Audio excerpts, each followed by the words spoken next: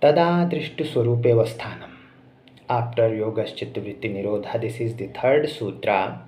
After blocking all the patterns of your multi-dimensional consciousness, what happened?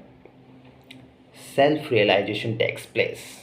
But it is only when your consciousness is completely still in itself. Because normally we identify ourselves with different modification of the mind. Like we say he is a very good nature of person, he is a very happy nature of person, he is very angry nature, he is very lazy. So these are all modifications in mind, modifications of the mind according to yoga philosophy. And we identify someone according to the dominant qualities of the mind.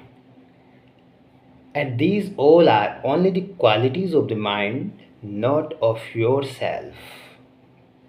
So as soon as the waves are stopped in the lake, when you throw the stone in the lake and waves speeds outward, and then when waves get stopped, water gets still, it get cleared, so you can see the ground below the lake clearly. So Swami Vivekananda ji explained in his commentary on Yoga Sutra in this way: as soon as waves are stopped, you can see the lake below the water, and same way, as soon as these different types of thoughts where you identify yourself with your dominant qualities of the mind created by different types of beliefs, perception, by your liking, disliking, when everything is removed, you are connected in itself.